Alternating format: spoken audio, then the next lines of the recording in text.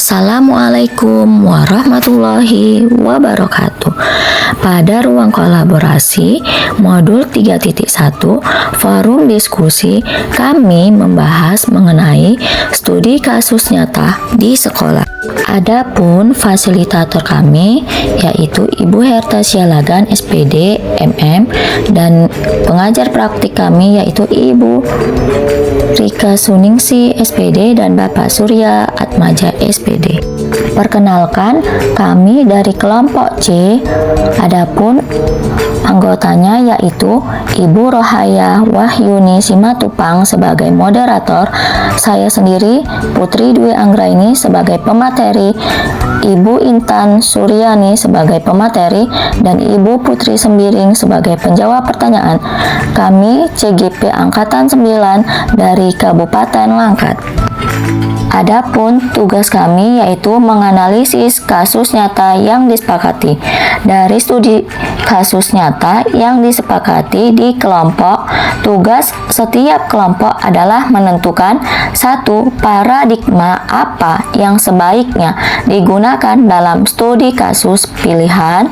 Kedua, prinsip mana yang mendasari pilihan pengambilan keputusan yang diambil. Ketiga, tahapan pengujian terhadap studi kasus pilihan, apakah telah tepat atau belum, mengapa, masihkah ada pertanyaan-pertanyaan lanjutan dalam benak, apakah pilihan pengambilan keputusan ini telah tepat.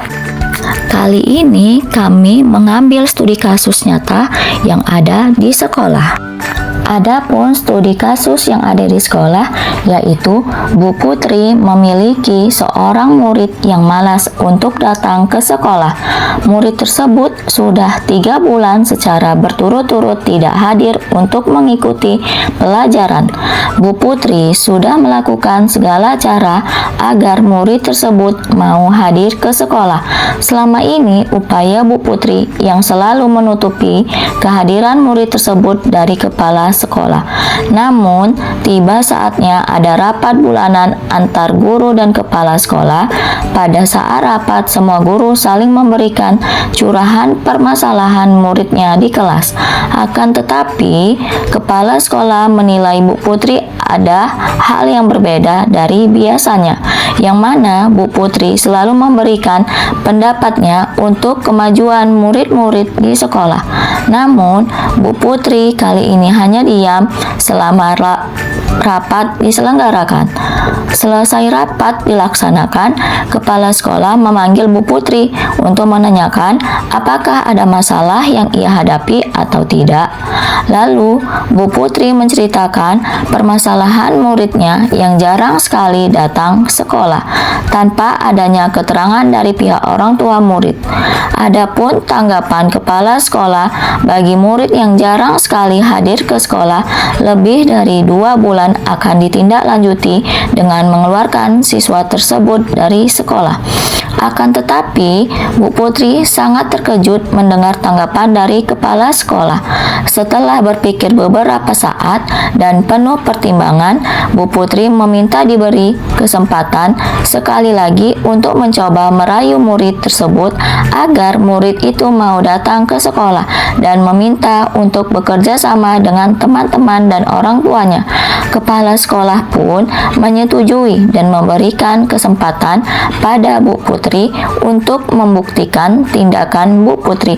Akhirnya, Bu Putri dapat menyelesaikan masalah terhadap siswa tersebut meskipun siswa itu hanya hadir 4 kali dalam seminggu. Adapun pertanyaan pemantik pertama yaitu paradigma apa yang sebaiknya digunakan dalam studi kasus pilihan. Situasi, dilema, etika, dan paradigma. Situasinya dianggap sebagai dilema etika. Paradigma yang digunakan dalam kasus tersebut yaitu 1. Rasa keadilan versus rasa kasihan.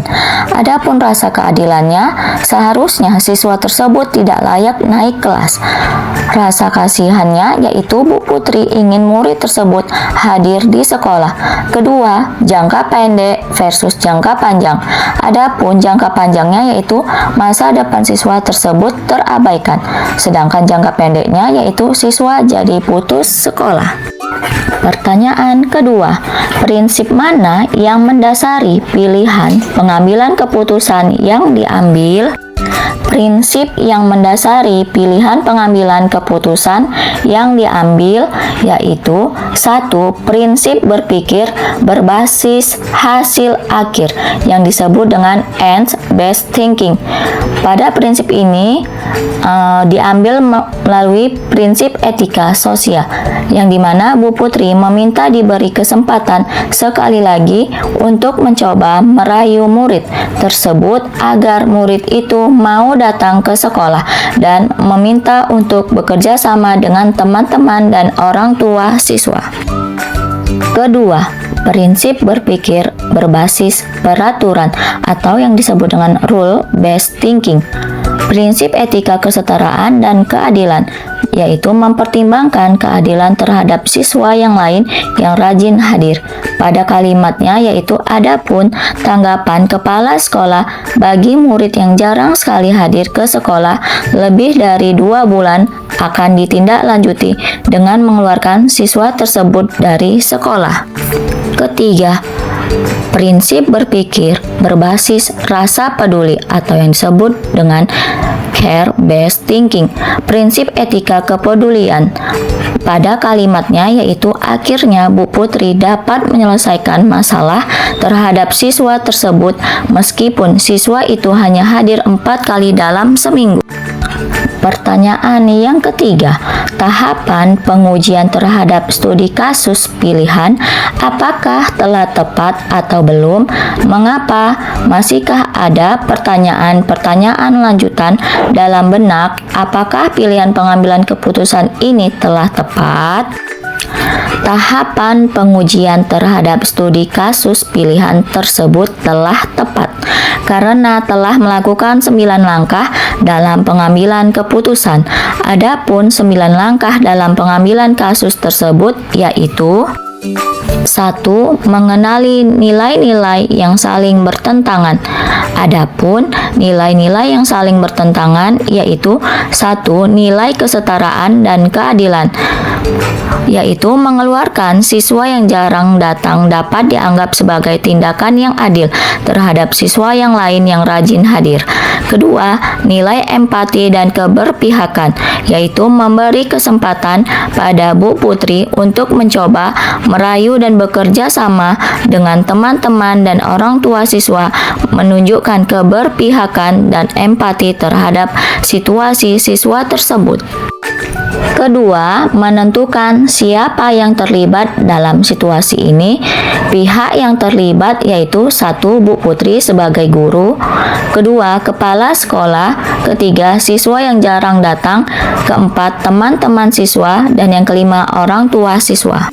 3. Kumpulkan fakta-fakta yang relevan dengan situasi ini. Fakta-fakta yang relevan yaitu 1. Upaya pendekatan guru dengan teman-teman murid, orang tua murid, dan kepala sekolah. 2. Bu Putri menutupi kehadiran siswa tersebut dari kepala sekolah. Di sini terdapat rasa kasihan. Ketiga, tanggapan kepala sekolah untuk memberikan sanksi berupa dikeluarkan dari sekolah. Keempat, Bu Putri merayu kepala sekolah dan berusaha untuk bekerja sama dengan orang tua siswa. Kelima, kepala sekolah menyetujui untuk memberikan kesempatan pada Bu Putri. Keempat, pengujian benar atau salah. Pengujian benar atau salah yaitu 1.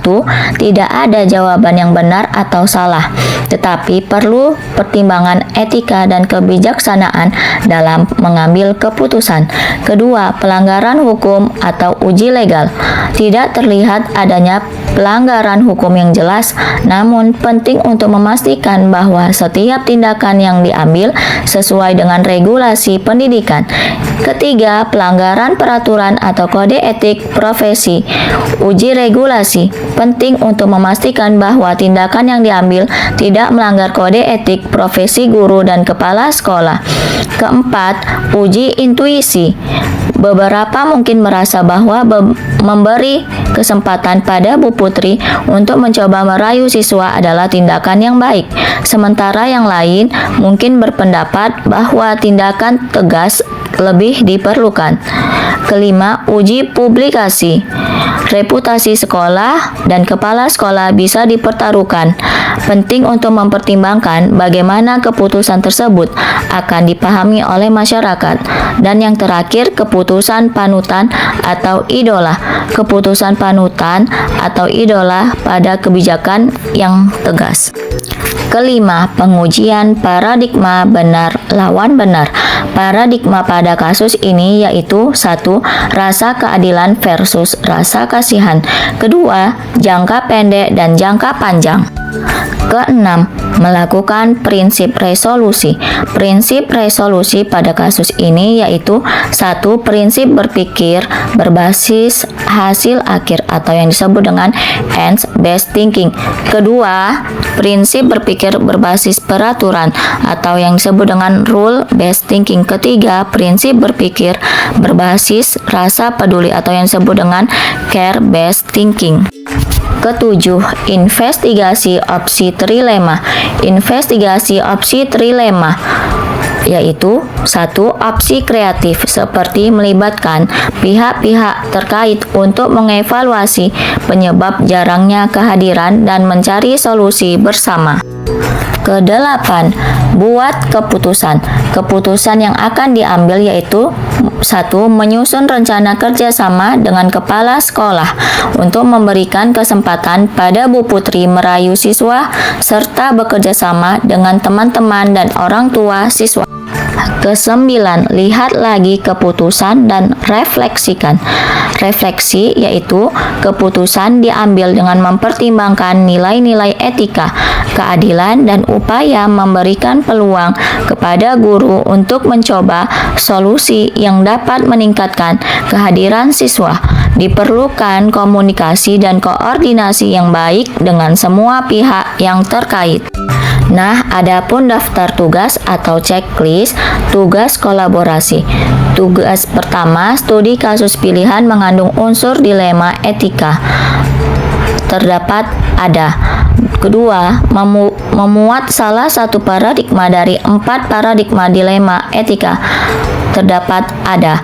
Ketiga, memuat salah satu prinsip dari 3 prinsip dilema etika.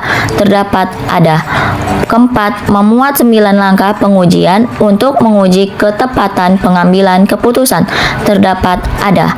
Kelima, memuat hal-hal yang menarik atau tak terduga yang ditemui dalam menganalisis studi kasus pilihan.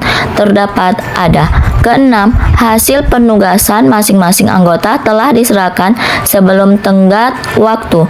Terdapat ada. 7. Setiap anggota telah menyepakati paradigma, prinsip, dan hasil pengujian yang telah disepakati bersama dan siap mempresentasikan ke forum. Terdapat ada. Kedelapan, hasil pengeditan terakhir telah dilakukan masing-masing anggota. Terdapat ada.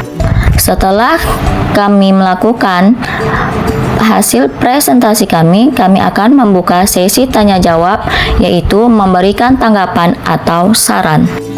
Adapun pertanyaan dari Bapak Ferry Rahmansyah Sagala, yaitu mengapa kelompok 3 memilih prinsip rule-based thinking pada kasus tersebut? Jawabannya dari Ibu Putri Sembiring, karena sudah jelas pada kasus tersebut terdapat prinsip etika kesetaraan dan keadilan, di mana mempertimbangkan keadilan terhadap siswa yang lain yang rajin hadir. Pada kalimatnya yaitu, adapun tanggapan kepala sekolah bagi murid yang jarang sekali hadir ke sekolah lebih dari 2 bulan akan ditindaklanjuti dengan mengeluarkan siswa tersebut dari sekolah.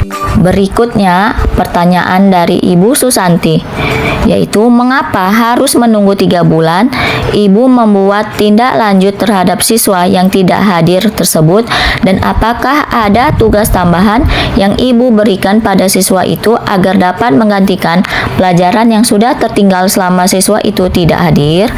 Jawabannya dari Ibu Putri Dwi Anggraini. Sebelumnya, saya sudah mencoba menanyakan tentang kehadiran siswa tersebut pada orang tuanya. Namun, respon dari orang tuanya mengatakan kalau siswa itu sakit. Karena saya menaruh curiga dan mencoba memastikan apakah benar siswa itu sakit atau tidak, kemudian saya menanyakan hal itu pada teman-temannya. Namun, jawaban mereka bahwa siswa itu tidak sakit, melainkan malas datang ke sekolah.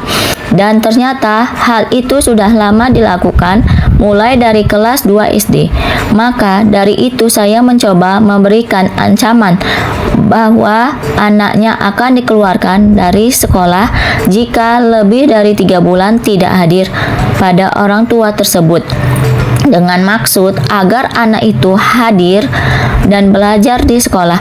Adapun tugas tambahan yang saya berikan yaitu siswa itu saya perintahkan untuk belajar membaca di rumah, disebabkan siswa itu masih sulit mengenal huruf.